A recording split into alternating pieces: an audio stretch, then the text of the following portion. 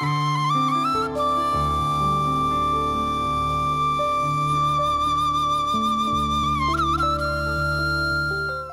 TV நேயர்களுக்கு இனிய காலை வணக்கம். இந்த இன்பகரமான பொழுதிலே நாங்கள் மனிதர்கள் மற்றவர்களோடு சேர்ந்து மற்றவர்களுக்கு உதவி செய்து வாழ்வாங்க வாழ்கின்ற பொழுது நமக்கு ஒரு பலமும் சக்தியும் உளவியல் ரீதியான ஒரு ஆற்றலும் பிறக்கிறது. அப்ப இந்த வகையில எங்களுடைய மண்ணில மக்கள் தங்களுடைய சுய ஆற்றல்ல தங்கட காலில் நிற்கிறதுக்கான வழிகளை காட்ட வேண்டி இருக்கிறது. இந்த வகையில் வடலையடைப்பு ஸ்ரீ புற்றடி ஆதிசங்கரர் சிவன் அறக்கட்டளை, அது ஒரு சிறிய கோயில், அது ஒரு அறக்கட்டளையை வைத்திருக்கிறது. அது வடக்கம்பரை அம்பாள் அறக்கட்டளையோடு இணைந்து பல பெண் குடும்ப தலைமைத்துவத்தினருக்கும் பல ஏழை மக்களுக்கும் வாழ்வாதார உதவிகள் செய்வது மட்டுமல்ல, வறுமை மற்றும் பெண் குடும்பத்துவ தலைமை அவர்களுக்கு வாழ்வாதாரத்தை வழங்குவதோடு பல்வேறு பயிற்சிகளை வழங்கி வருகிறது.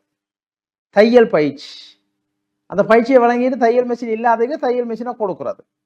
அதே போல பனை ஓலையிலிருந்து பல சாதனங்கள், பாய், பெட்டி, இழைத்தல், நீத்திப்பட்டியத்தல் போன்ற பல உபகரணங்கள் செய்வதற்கான பயிற்சியை வழங்குகின்றார்கள்.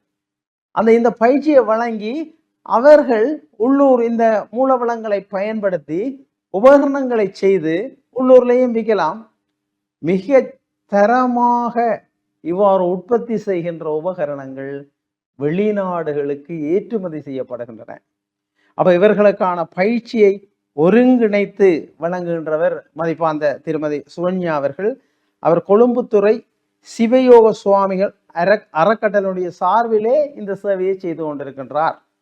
ஆக கோயில்களிலே அரிச்சனை செய்கின்றோம்.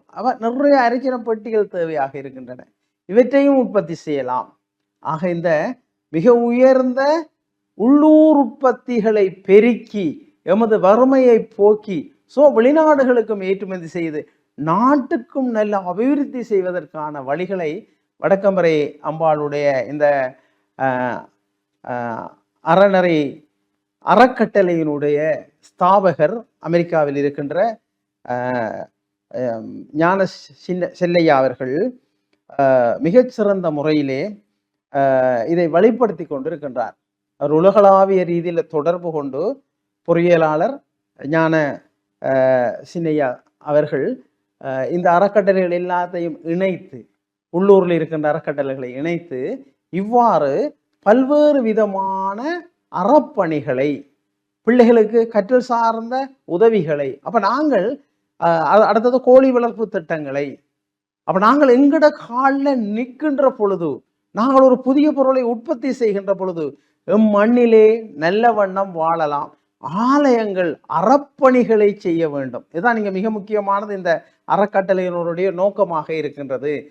ஆலயங்களை நாங்கள் பெரிய காசு கட்டி பெரிய பெரிய கோவில்கள் கட்டுறதை விட அண்டி இருக்கின்ற ஏழை மக்களுக்கு, கஷ்டப்படுகின்ற மக்களுக்கு வாழ்வாதாரத்தை வழங்கி அவர்களுக்கு ஒரு தொழிலை வழங்குறது, அவர்கள் உற்பத்தியை பெருக்கிறது, நாட்டுக்கு ஒரு நல்ல சேவையை வழங்குவராக இருக்கின்ற ஒரு மிகச்சிறந்த முன்னுதாரணம். இது ஒரு பெஸ்ட் பிராக்டிஸ் நாங்கள் சொல்றோம்.